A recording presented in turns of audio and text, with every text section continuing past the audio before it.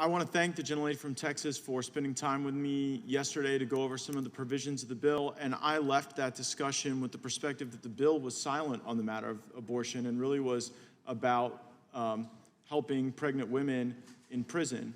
But this debate has me quite confused, and particularly the last Gentleman speaker. yield. No, Mr. Chairman, you weren't the one who created my confusion, so I'm gonna ask Ms. Ross a question if she would yield for a colloquy with me, because Ms. Ross said that this bill was great for reproductive freedom.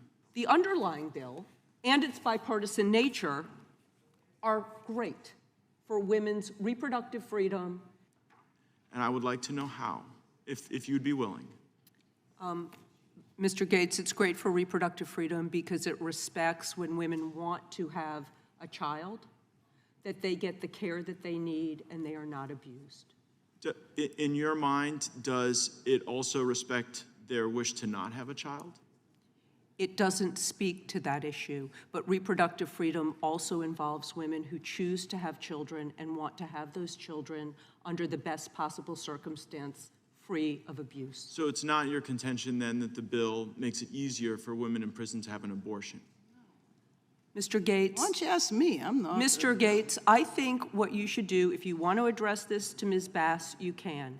I'm here. But women who want to have their babies need to be able to do it free of abuse and with support. And unfortunately, your party doesn't always want to give women who want to have those children that support, and I do not yield to any further questions from you at this time. Pardon me, it's my time. Yes, and I'm asking questions of the person who created a great deal of confusion by saying that this matter was for the reproductive freedom of women. And I appreciate her yielding to a few questions that I think clarified that point. If the gentlelady would yield to another clarifying question, and I'm not here to make a partisan argument, I'm here to understand the effect of the bill and what you're talking about in support of the bill. You used the phrase unborn child in your most recent debate. Pregnant inmates frequently face inhumane treatment that puts them and their unborn children in danger. What does that phrase mean to you? Mr. Gaetz, Ms. Bass would like to answer your questions. Well, then she can strike the I last am word. finished with you right now, and I do not yield. So that's telling, right? I mean, I'm guys just here trying to get answers to questions. Ms. Bass, you didn't use the words that were confusing, so I'm not going to yield to you. And it is my bill. But you didn't use the words in description of it. And that were guess confusing. why? It was Ms. Ross who used those words. Well, And if I so want to ask what? questions to Ms. Ross, she could choose whether or not to yield to give the answers. But you But covering for you're her, not really she interested doesn't in know the the words answers. she She's uses, just and interested cannot in the in the theater. Judiciary Committee sit and answer the questions You on something answer as the important as question. life or death when Mr. I Gaetz control is- the time is outrageous. Are you done?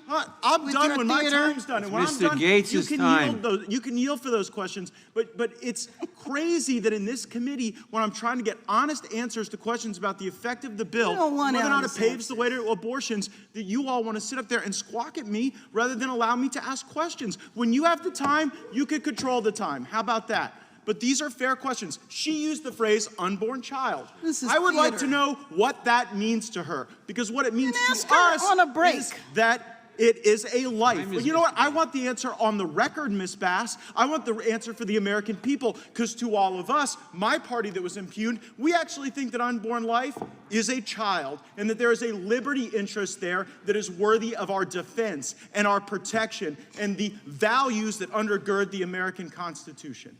I don't think that's too unreasonable. And by the way, if you use a phrase in this committee, you shouldn't have to have a senior member answer the questions for you. You should be able to answer those questions yourself. And if not, I think it speaks to the credibility of the debate that is offered.